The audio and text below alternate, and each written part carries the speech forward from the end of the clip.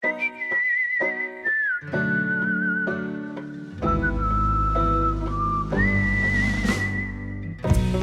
Dirt with me, Mike Howell, an economics podcast where I present the down and dirty agronomic science to help grow crops and bottom lines. Inspired by economics.com, farming's go-to informational resource, I'm here to break down the latest crop nutrition research, news, and issues, helping farmers make better business decisions through actionable insights. Let's dig in.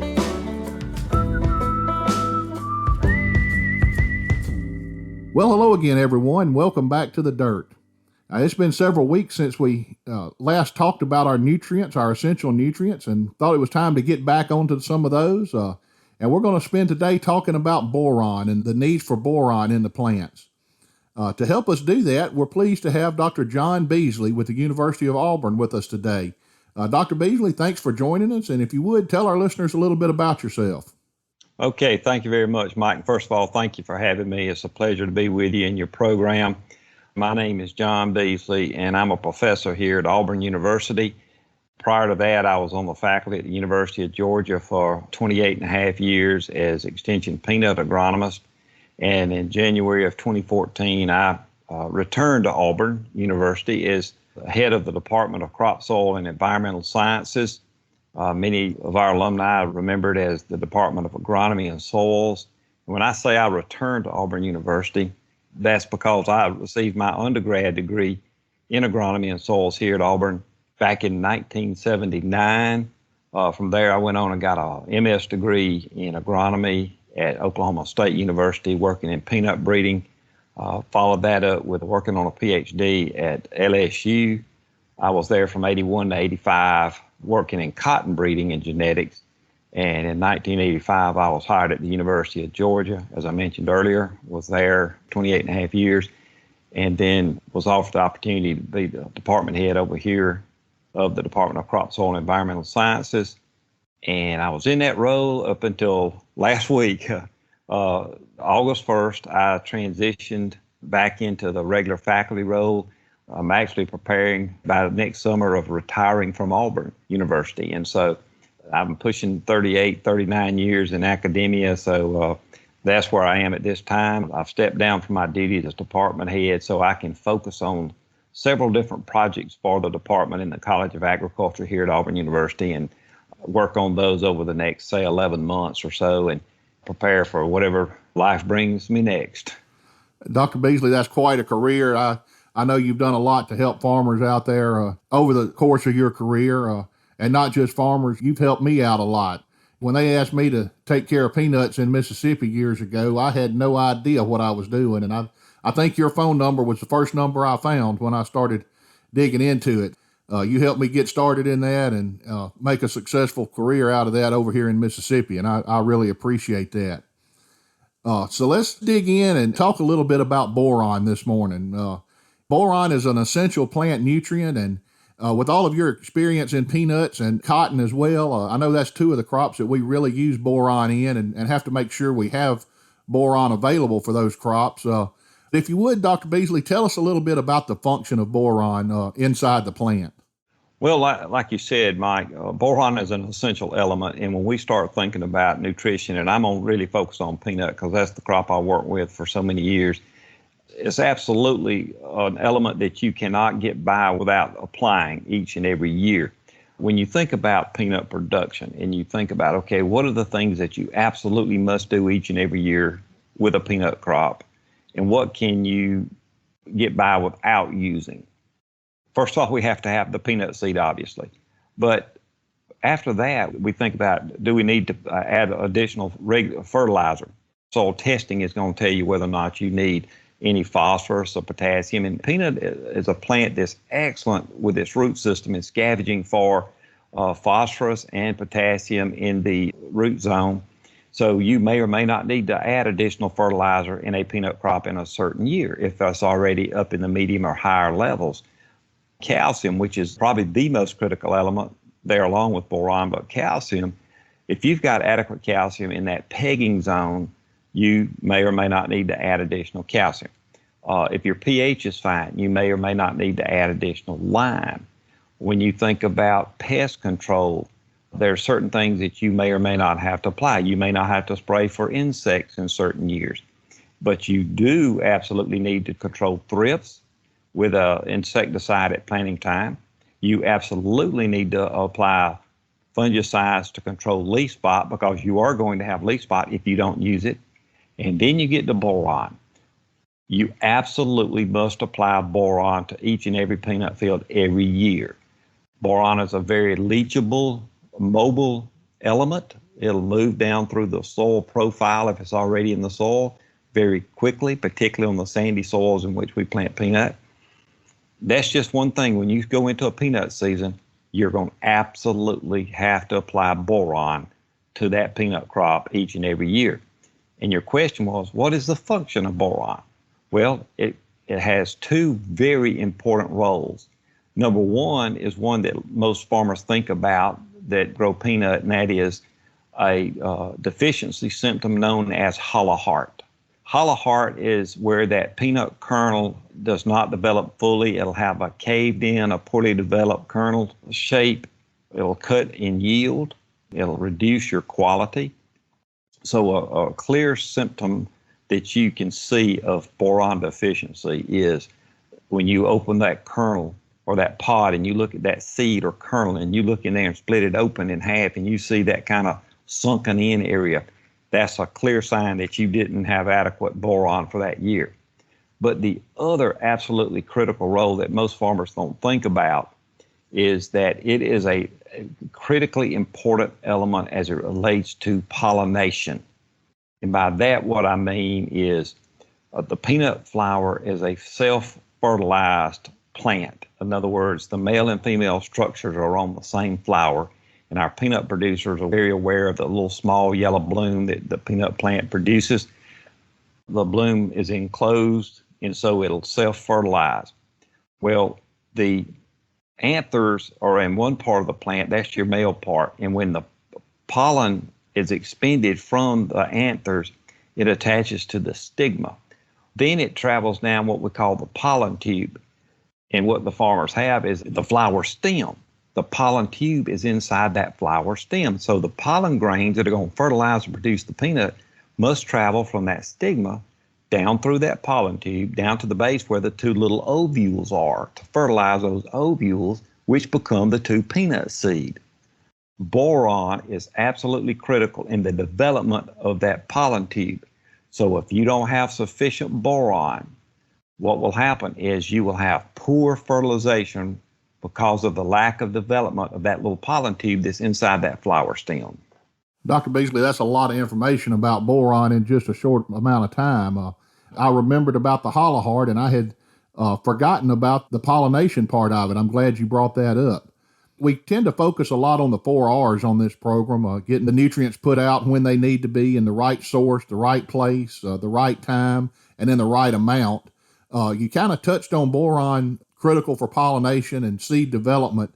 So I'm assuming if we're looking at the right time, we need to get that put out just before that peanut crop starts to bloom. Is that right? Mike, you're absolutely correct. And the fact, once you get that peanut crop up and growing, you want to make sure that boron is applied at a time when the plant's going to need it the most. Well, just as we've described, it's going to need it as a critical part of pollination and seed development. So you can't wait till 30 days before harvest to think about it and put it out, because by then it's too late. A standard recommendation has always been to put out your boron in your first and or second fungicide applications, which typically go out in that first 35 to 45 days. And typically that's the initiation of the reproductive system on a peanut plant. And all of that's driven by climate, by heat units. And to give you an example, and that's why farmers, peanut producers need to pay close attention to the development of their peanut plants. And I'll give you an example. A farmer that plants a little on the early side, let's say mid to late April, the amount of heat units that's going to accumulate during the vegetative stage to trigger the plant to go into the reproductive stage or the blooming, it may take 45 days, maybe even 50 days if it's a cool spring. If you're planting in mid-May or even forced to plant later May, the amount of heat units that plant's going to accumulate during each and every day, it may start blooming at 25 days. And I've heard farmers in the past say, boys, my peanuts are blooming like crazy, and it's only been about 25 days. Well, again, that's triggered by heat units, by the amount of average maximum temperature that plant has every day. So you've got to, depending on when you plant, that's when you need to kind of focus on when you start those initial applications of boron. So if you think about it this way, Mike, if you're waiting to start your fungicide spray program at about 35 to 40 days with that first leaf spot spray, your plant may already be blooming. There are some situations in which waiting to put that first boron application or only boron application out until you put the first foliar fungicide, you may be a little on the late side. So you need to monitor that very carefully. You'd like to put the boron out just prior to or right at the initiation of initial blooming of those plants.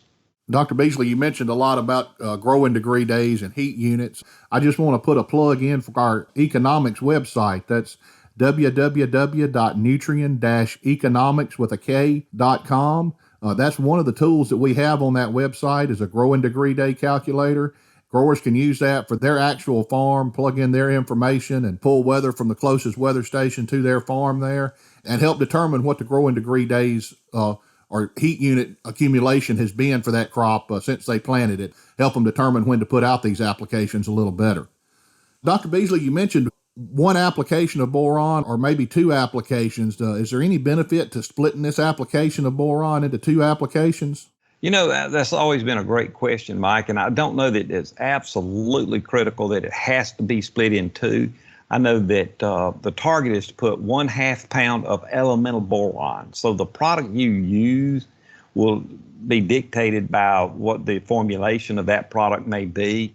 Your goal is to get 1/2 pound of actual elemental boron out. Those producers who have traditionally put it out in, say, two applications, maybe split in their first two fungicide applications, they would put out 1/4 pound of elemental boron in the first application, 1/4 pound in the second one for that total of 1/2 pound. And actually, as long as you get that, if you're splitting it in two and you get that first application out right at initial bloom and then 2 weeks later, the second one, because that's fine because it's going to take a good 3 to 5 weeks for that plant to really hit peak bloom. And you're going to continue to see blooming throughout the season, but there's going to be a time of what we call peak bloom, and it'll build up. And then as the plant's energies are focused then on development of the seed or the pod, it starts transitioning to producing less blooms. One application of boron is absolutely fine. That will work as long as you get it out right there at initial bloom or just prior to initial bloom. Just depends on the product that you're using and what works best in your system as far as the amount of times you're traveling over that particular field. Okay. Dr. Beasley, you mentioned earlier that boron was mobile in the soil. It's highly mobile in the soil, and we can lose that boron. That's one of the reasons we have to apply it every year. What about once it gets in the plant? Is that boron going to move around in the plant, or does it stay in one place in that plant?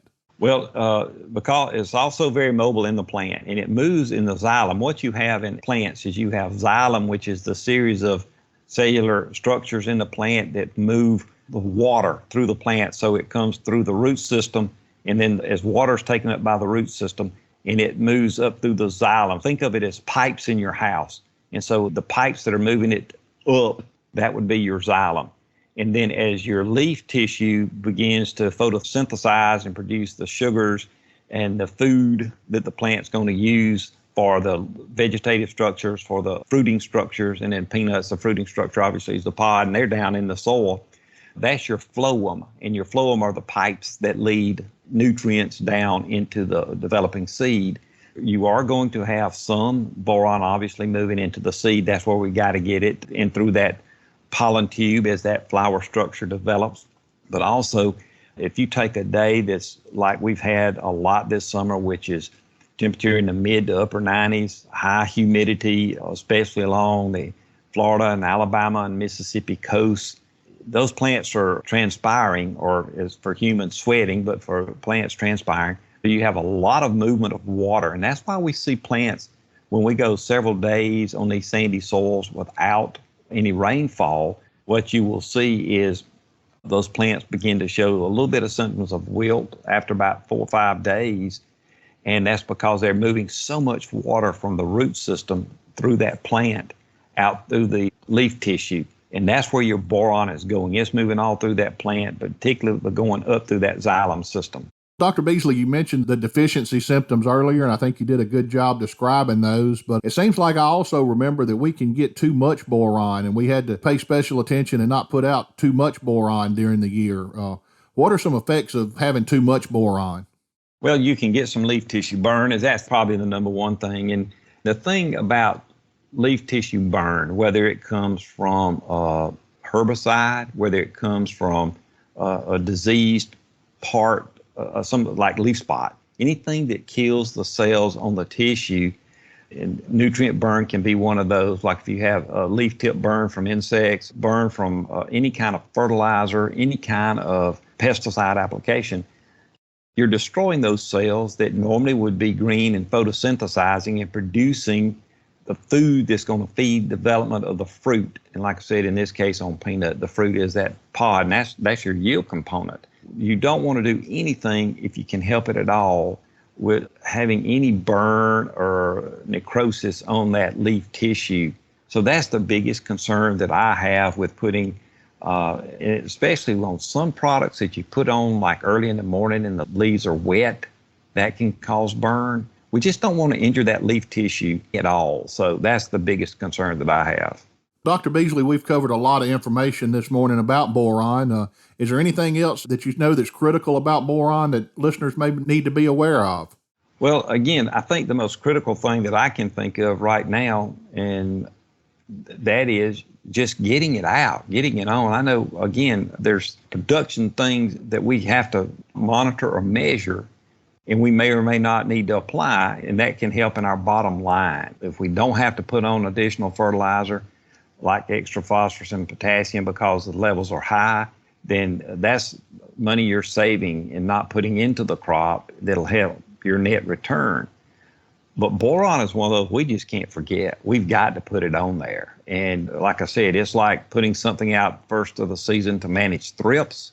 It's like making sure that we get our foliar fungicides on to protect against leaf spot. Now, on other disease management, we may or may not have a problem with white mold or limb rot or one of the other soil-borne diseases that would require a fungicide application, but we got to control leaf spot. If you think about it this way, you got to control thrips, you got to control leaf spot, and you got to put boron on.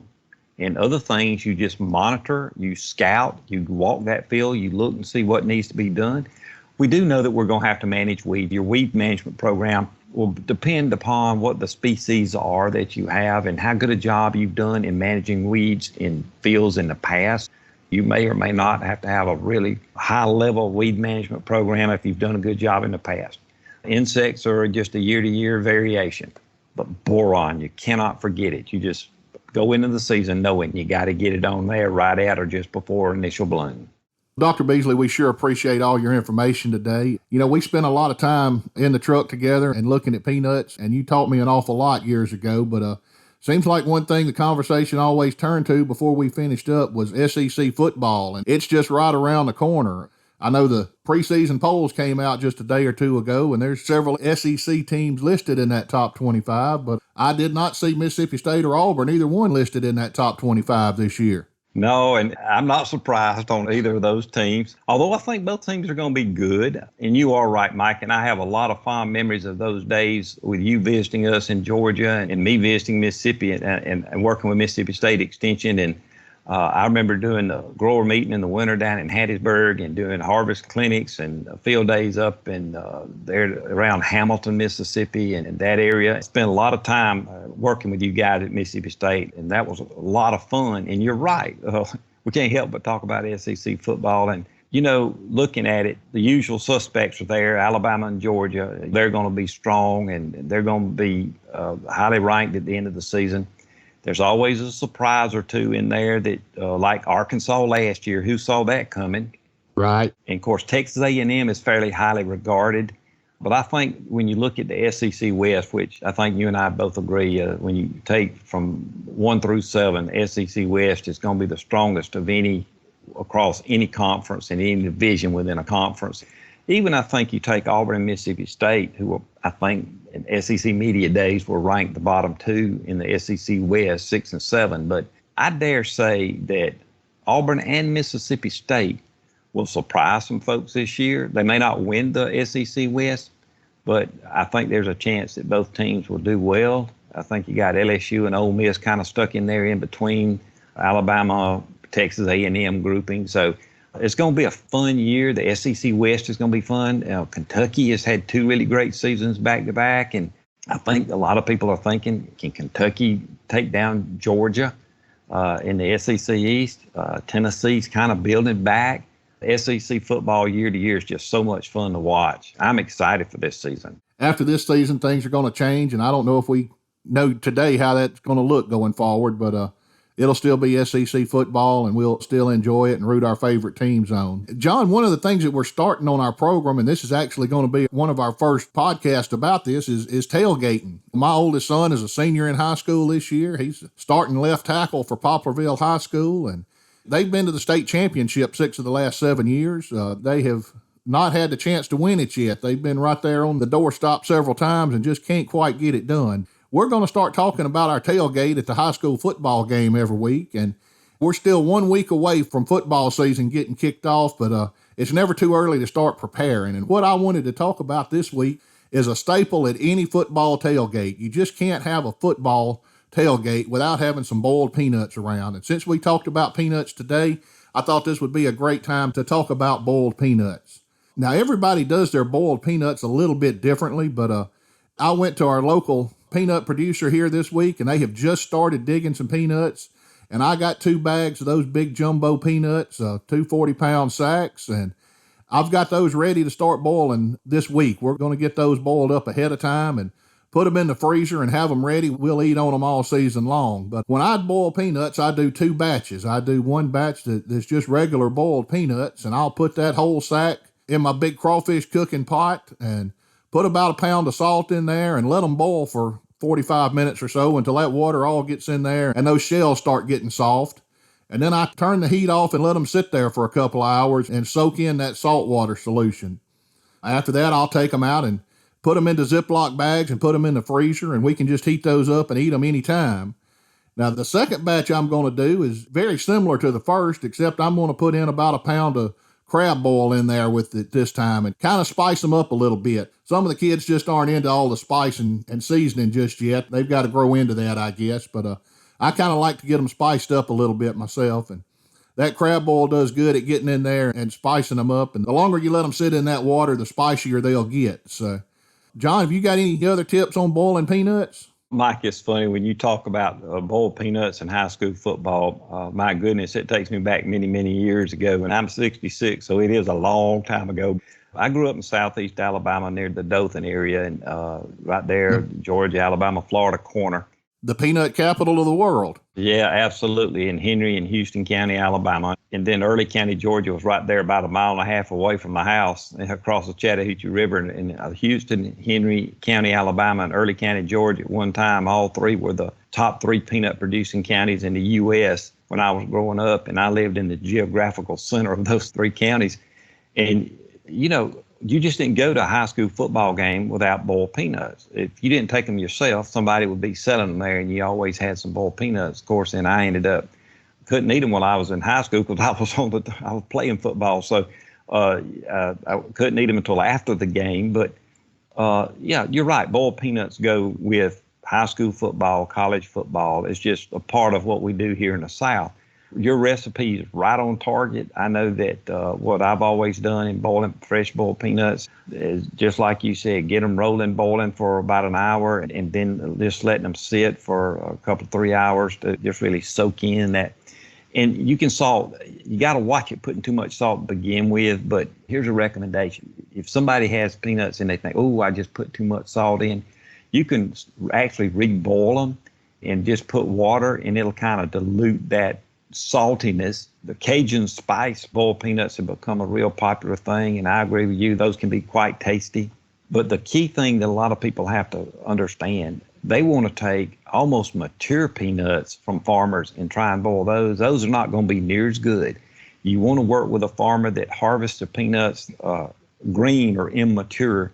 And in that case, what you want is, if you've got your typical, let's say your large seeded runner peanuts that are about typically 140-day peanuts, you want to find somebody that's harvesting them about 100 to 110 days. You want to get them about a month, a little over a month earlier than what would be normally harvested for fully mature peanuts. And those are the ones that are the most tasty and the best and easiest to eat. Make sure they're not too mature and salt to taste. Again, some people like them a little saltier than others. Make sure you boil them long enough so they get good and soft. High school and college football in the South wouldn't be the same without having boiled peanuts. That's right, John. And that's just one of the many uses for peanuts. I was doing a little research and looked at the National Peanut Board website. You know, it takes 540 peanuts to make a 12-ounce jar of peanut butter. We go through a lot of peanut butter here at my house. And it also says that every American is going to consume about 3,000 peanut butter and jelly sandwiches in their lifetime. My family has really helped boost that average up. I think we probably go through about 3,000 a year here. We eat that much peanut butter. There was one other fact, and it was talking about the Girl Scouts and their peanut butter Girl Scout cookies. And they use about 230,000 pounds of peanut butter per week just to bake those Girl Scout cookies. So peanuts and peanut butter are quite a big industry, and we're right down here in the heart of it. Georgia is the biggest peanut producing state by far in the country, and most of the rest of the top 10 is down here in the Southeast. You're absolutely right. In fact, our state of Alabama has traditionally been number 2 in production over many years. There's been a year or two in which Texas had more acres in production than Alabama, but here recently, Alabama has maintained its role as the number 2 peanut producing state. When you look at the difference in production, Georgia produces 45 to 50% of all the peanuts in the U.S., typically close to 50%. And then your number 2 and 3 states are Alabama and Florida, or Alabama and Texas. So Alabama, Texas, Florida are number 2, 3, 4, and typically Alabama's number 2. And Alabama may be between 15 and 20% to show you that big drop off from about 50% in Georgia and about 15 to 20% in Alabama, and then on down the line. The interesting thing, Mike, when you go back, when I started my career working with peanuts with the University of Georgia in '85, there were 9 peanut producing states. You had what was called the Virginia-Carolina area, which was Virginia, North Carolina. Then you had the Southeast, which was Georgia, Alabama, Florida. Then you had the Southwest, which was Texas, Oklahoma, and a little bit of Valencia production over in New Mexico. Well, of course, Mississippi, and you referenced that in working with Mississippi growers. Mississippi's always grown a little bit, but they really started ramping up probably about 20 years ago. South Carolina really ramped up big time about the same time. Now you got Arkansas, which has big peanut production area now. Louisiana's always had a little bit, particularly northeast Louisiana. The Boot Hill of Missouri. And so now what you've got is the Virginia-Carolina area is typically that Virginia, North Carolina, South Carolina. And North Carolina produces quite a bit, followed by South Carolina, then Virginia. Then you got the Southeast being still kind of pretty much Georgia, Alabama, Florida, and we used to always include Mississippi in that. But I think now a lot of the industry is looking at the Delta region, which is your Mississippi, Louisiana, Arkansas, Boot Hill, and Missouri. So Mississippi's kind of that transition between Southeast and Delta region. And then, of course, Southwest is still Texas, Oklahoma, and New Mexico. But I think the big change I've seen in peanut production in the U.S. is these increased number of producers in Mississippi, the producers in Arkansas, and then those few in the Boot Hill of Missouri, and of course those few in Louisiana, which truly gives us a Delta region, kind of like what we have in cotton production, that Delta cotton. That's been a big change in peanut production in the U.S. Yep. And John, I've said it before, I think you're a big part of that change. If you hadn't have been here to graciously come over and help Mississippi get started, I don't know that those changes would have occurred. And we just can't thank you enough for all you did to help us get started here in Mississippi way back when. Mike, I appreciate that. And like I said, I have some very fond memories of doing field days and driving and looking at growers' fields in South Mississippi and up in, I guess you'd call Northeast Mississippi, or that area up around Hamilton and Aberdeen. And I even looked at some peanuts over, I guess, where you, quote unquote, fall off the cliff from the hill country into the Delta, down in that area. That was quite an experience. with some of the producers over there where you come out of that hill country and then boom, it just turns completely flat going over to the Mississippi. So I've had the experience in Mississippi of working pretty much from the northern end of peanut production all the way to the southern end down around Forest County. I treasure those days working in Mississippi, and that was a lot of fun, and still have a lot of great friends in the state of Mississippi. John, we sure appreciate you taking the time out to visit with us today and talk about boron and talk about the peanut industry. Growers, we hope you're enjoying these episodes. If you would, we'd like to encourage you to give us a rating and pass these episodes on to your friends and neighbors so they can benefit from them as much as you are. Until next time, this has been Mike Howell with The Dirt.